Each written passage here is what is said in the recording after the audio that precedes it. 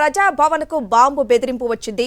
ఓ ఆగంతకుడు police control room కు phone చేశాడు. మరి కాసేపట్లో బాంబు పేలిపోతుందని బెదిరించారు. దీంతో ప్రజాభవన్ లో బాంబు స్క్వాడ్ తనిఖీలు చేస్తోంది.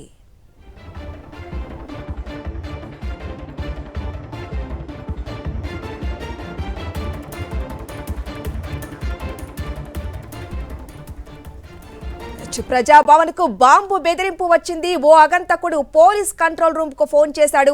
మరి కాసేపట్లో బాంబు పేలిపోతుందని బెదిరించారు. దీంతో ప్రజాభవన్ లో బాంబు స్క్వాడ్ తనిఖీలు చేస్తోంది. ఇక ఈ బాంబు బెదిరింపు కలకలంపై మరింత సమాచారం మా ప్రతినిధి దిలీప్ అందిస్తారు. దిలీప్, మరి కాసేపట్లో బాంబు పేలుతుందంటూ ఆ ఆగంతకుడు ఫోన్ చేసి చెప్పాడు. అసలు ఎన్ని గంటలకు ఆ ఫోన్ బెదిరింపు వచ్చింది? తనిఖీలు ఏ విధంగా జరుగుతున్నాయి అక్కడ? సరిదా చూసుకోవచ్చు, మధ్యాహ్నం 1 గంట సమయంలో ఆ ప్రజాభవన్కి అగంతకుడు కమాండ్ కంట్రోల్ రూమ్కి ఫోన్ చేసినటువంటి పరిస్థితి కనిపిస్తుంది.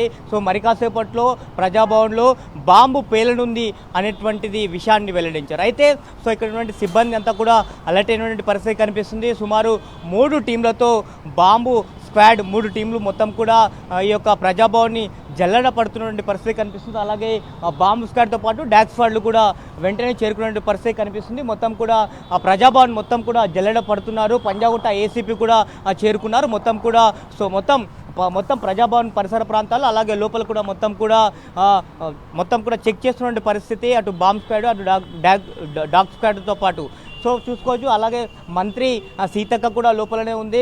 మంత్రి సీతక్క కూడా కొద్దిసేపటి క్రితం స్పందించినటువంటి పరిస్థితి.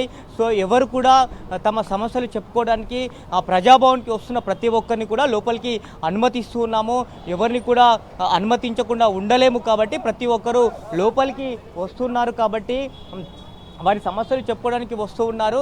కాబట్టి ఎవరైనా ఆగంతకులు కావాలని ఇలా సమాచారం ఇచ్చి ఉంటారు అనేటువంటి అభిప్రాయాన్ని మంత్రి సీతక్క అయితే వెల్లడించినటువంటి పరిస్థితి కనిపిస్తుంది. లోపలైతే చాలా క్షుణ్ణంగా పరిశీలిస్తూ ఉన్నారు బాంబు స్క్వాడ్ అలాగే డాగ్ స్క్వాడ్లతో. హరిత, రైట్. దిలీప్, ప్రస్తుతం తనిఖీలు ఏ విధంగా జరుగుతున్నాయో ప్రజాభవన్లో, అటు పోలీసులు కూడా ఏం చెప్తున్నారు ఈ విషయంపై? అయితే పోలీసులు కూడా ఎవరైనా ఆగంతకులు కావాలనే ఈ యొక్క ఫేక్ కాల్ చేసి ఉంటారని భావిస్తున్నారు. అయినప్పటికీ కూడా ప్రజాభవను అటు ఇద్దరు మంత్రులు, అటు బట్టి విక్రమార్క అలాగే సీతక్క ఇద్దరు మంత్రులు నివాసం ఉంటున్నటువంటి ప్రాంతము, అలాగే ప్రజాభవన్కి తమ సమస్యలు చెప్పుకోవడానికి ప్రజలు కూడా వచ్చేటువంటి అవసరం ఆస్కారం ఉంది. కాబట్టి ఫేక్ కాల్ వచ్చినప్పటికీ కూడా పోలీసులు ఖచ్చితంగా మొత్తం కూడా ఈ ప్రజాభవన్ని చాలా క్షుణ్ణంగా పరిశీలిస్తూ ఉన్నటువంటి పరిస్థితి అయితే కనిపిస్తుంది. ఆగంతకులు చేసినటువంటి కాల్స్ని అంత సులువుగా తీసుకోని పరిస్థితి కనిపిస్తుంది. ఆ పంజాగుట్ట పోలీస్ స్టేషన్ పరిధిలో ఉన్నటువంటి ఏసీపీ ఆధ్వర్యంలో లోపలైతే ప్రజాభవన్ని చాలా క్షుణ్ణంగా మొత్తం కూడా తనిఖీ చేస్తూ ఉన్నారు.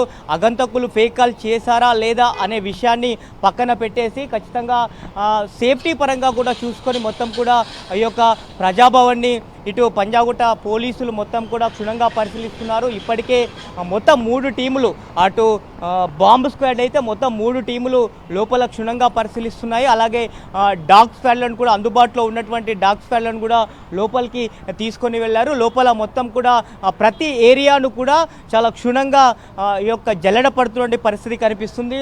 ఆగంతకులు ఫోన్ చేసిన, ఆకతాయిలు చేసిన ఈజీగా అయితే పోలీసులు తీసుకొని పరిస్థితి. లోపల భద్రత ఇంపార్టెంట్ కాబట్టి భద్రత విషయంలో పోలీసులు రాజీ పడకుండా క్షుణ్ణంగా కూడా మొత్తం కూడా ఈ యొక్క ప్రజాభవన్ని జల్లెడ పడుతున్నారు. మరి కాసేపట్లో పంజాగుట్ట ఏసీపీ కూడా మీడియాకు మరింత సమాచారాన్ని వెల్లడించే అవకాశం ఉంది. హరిత, థ్యాంక్ యూ దిలీప్. అలా ఏముందో పోలీస్ అధికారులు మేమైతే మేమంతా స్వేచ్ఛగా ఎవరైనా రాని అని గేట్ల కాడికి వస్తున్నాము, ఇళ్ళలో పిలుస్తున్నాం. అది తప్ప అదేంటనే తెలియదు. ఇప్పుడైతే ఎవరు వచ్చినా ఇక్కడ నుంచి లోపలికి రావడానికి ఫుల్ ఎంట్రన్స్, అంటే స్వేచ్ఛగా వస్తున్నారు. అందరినీ రాణిస్తున్నాం, కష్టాలు ఉంటాయని. ఎవరన్నా రాకుండా ఇక్కడ ఒక్కరు నాపంగానే ఇక్కడ వచ్చి అంటే లొల్లి పెడుతున్నారు కొంతమంది. ఏం తెలియదు, చెకింగ్ చేస్తున్నారు బయట అక్కడ పై భవన్లో. ఏమున్నో తెలియదు వాస్తవానికి. అంటే అందరికీ కలిసేటువంటి అవకాశం అయితే మనం ఇవ్వడం జరుగుతుంది ప్రజాపాలనలో. ఇప్పుడే ఒకసారి ఏసీపీ గారు మాట్లాడారు, నాకు సెక్రటేరియట్లో పని ఉండి నేను అటు